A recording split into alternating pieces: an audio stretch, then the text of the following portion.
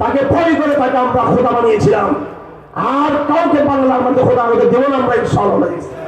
সুতরাং বাংলাদেশের সংবিধানে আমি আগে নাম নিতে চাই না, নাম নিয়ে বলতেছি ডক্টর ইলিয়াস। তিনি ন্যাটোর একজন গবেষক, তিনি মার্কিন পন্থী বুদ্ধিজীবী। আমি আপনার লেখা, আপনার বই পুস্তক আমার আলমারিতে রয়েছে, আমি ভালো করে আপনার জ্ঞান সম্পর্কে আমার জানা আছে। আপনি এতদিন বাইরে ছিলেন, ঠিক আছে, আপনি বুঝেন নাই, এখন বাংলাদেশে এসেছেন, আপনি ১৫০০ মানুষের রক্তের উপর বসে সংবিধান লিখতেছেন। মনে রাখবেন, এই সংবিধান নতুন যে প্রণয়ন হবে তার পিছনে ১৫০০ মানুষ এবং ৪-৫ হাজার মানুষের পুঙ্গহবর ইতিহাস হয়েছে। বিগত ১৭ বছরে আমাদের কোরবানি ও ত্যাগের ইতিহাস হয়েছে। সুতরাং এমন কোন সংবিধান আমরা মেনে নিব না যে সংবিধান কোরআন বান্ধব হবে না। অবশ্যই সংখ্যাগরিষ্ঠ মুসলিম জনতা এই দেশের সংবিধান হবে কোরআন সুন্নাহকে মেনে। আমার ভাইয়েরা, আমি তো বলতে চাচ্ছি একটা কারণে কেন এমন হচ্ছে, বারবার আমরা এক গর্ত থেকে আর গর্ত করতেছি, আমরা বারবার আমরা নতুন নতুন বলে রিপিট করতেছি। আমরা এটা হওয়ার একমাত্র কারণ এই সমাজ ইসলাম থেকে বিচ্যুত হয়েছে। আমি ইসলামের 4টা ফরজ বিধান, নামাজ, রোজা, হজ, যাকাত, 5ম ফরজ বিধান জিহাদ, 5টা উদাহরণ দিলাম যেগুলো মানুষ ছেড়ে দিয়েছে, গণহারে ছেড়ে দিয়েছে।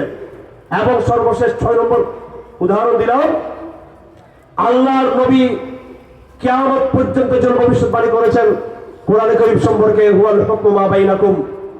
কোরআন হচ্ছে তোমাদের পারিবারিক, সামাজিক, রাজনৈতিক, অর্থনৈতিক জীবনের সংবিধান হচ্ছে কোরআনে কারীম। আর সেই জায়গায় আমরা সংবিধান তৈরি করতেছি সেকুলার সংবিধান। সেকুলার সংবিধান আমরা মানবো আমরা কোনোদিনও?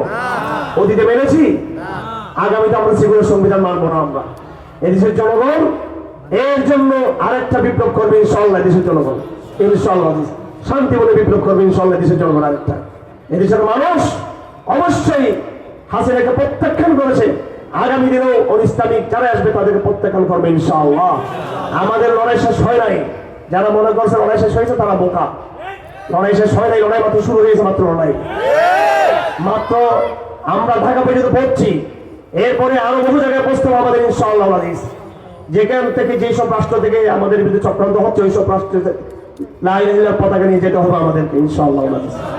আমার ভাইরা, সংকটের গোড়া হচ্ছে বর্তমান সময়ের মুসলিম সমাজের ভিতরে গণহারে যে নেফাক, গণহারে নেফাক। আমরা ঘরের বাইরে আলোচনা করতে অনেক ভালোবাসি আমাদের শত্রুদের সম্পর্কে, ইসরায়েলের বিরুদ্ধে, ভারতের বিরুদ্ধে, আধিপত্যবাদের বিরুদ্ধে, ইহুদি খ্রিস্টানদের চক্রান্তের বিরুদ্ধে আমরা কথা বলতে ভালোবাসি। কিন্তু আমি একজন পাঠক, গবেষক কিনা সেটা আমি জানি না। আমি একজন পড়াশোনা করি, গবেষণা করি। আমি হিউম্যান ক্রাইসিস নিয়ে পড়তে পড়তে পড়তে আমি ক্লান্ত হয়েছি। যতগুলো সমস্যা বর্তমানে আমাদের জাতীয় পর্যায়ে, আন্তর্জাতিক পর্যায়ে হচ্ছে, এই সব সংকটের প্রধান কারণ হলো ঈমান থেকে, আমল থেকে আমরা নিজেরাই যারা বিচ্যুত হয়েছে তারাই। আমি বেশি লম্বা রাজনৈতিক বয়ান দেব না। সমাধানের জন্য যেটা আমি পরে বলতে চেয়েছিলাম আগেই বলে দিচ্ছি, আগামী দিনে যদি আমরা একটাই পরিবর্তন আমাদের সমাজে নিয়ে আসতে পারি, এটা আমি ঠান্ডা মাথায় কথা বলতেছি। আমি কোনো আধ্যাত্মিক বুজুর্গ খানকার পিসাব হয়ে গেছি সেটা না। আমি ভালো রাজনীতি বুঝি, আলহামদুলিল্লাহ, বুঝার চেষ্টা করি। আমি ভালো রাজনীতি বুঝার চেষ্টা করি। আমি ঠান্ডা মাথায় কথাগুলো বলতেছি। কিন্তু আমি জেল থেকে এসে মাথা নষ্ট হয়ে গেছে সেজন্য হুজুর একটু আধ্যাত্মিক হয়ে গেছে এরকম না। যেদিন আপনি বাংলার জমিনের জনপদে, গ্রামে, গঞ্জে, শহরে, বন্দরে সকল মসজিদগুলো দেখবেন আবাদ হয়ে গেছে নামাজের মধ্যে, ফজর নামাজে, আপনি ধরে নিতে পারবেন এরপর বাংলাদেশ শরিয়া প্রতিষ্ঠা একদম আমাদের জন্য সহজ হয়ে গেছে।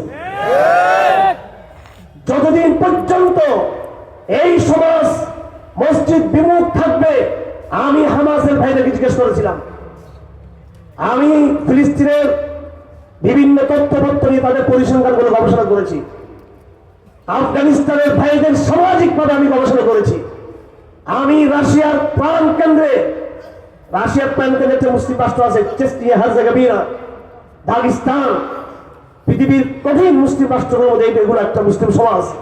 আমি দাগিস্তানের চেস্টিয়ার প্রেসিডেন্ট জেলিম খান আন্দারবায়ুফ, আমি তার সাক্ষাৎকে নিয়েছি 2000 সালে, আজ থেকে 24 বছর আগে দৈনিক ইনকিলাবের 2 কিস্তিতে আমার সেই সাক্ষাৎকার ছেপেছিল। আমি জেলিম খান আন্দারবায়ুফ শহীদ প্রেসিডেন্ট, তাকে জিজ্ঞেস করেছিলাম আপনাদের শক্তির জায়গা কোথায়। আমি তুরস্কের রেসালাইয়ে নূরের শেখ বদিউজ্জামান নূরসি মহান সংস্কারক, সেই সংগঠনের এক বড় নেতাকে জিজ্ঞেস করেছিলাম তুরস্কে মুসলমানদের শক্তির জায়গা কোথায়। আমি আফ্রিকার লিবিয়ার আমার বাবার বন্ধুদেরকে জিজ্ঞেস করেছিলাম লিবিয়াতে অন্য মিশরের তুলনায় ইসলামের জাগরণের কারণ কি। ইয়ামানের ভাইদেরকে জিজ্ঞেস করেছে আমার ভাইয়েরা, প্রত্যেক জায়গার ইতিহাস হচ্ছে একটাই, সেটা হলো সামাজিক জাগরণ। তারা আমাকে বলেছে আমাদের দেশে মানুষকে ফজর নামাজের জন্য বলতে হয় না,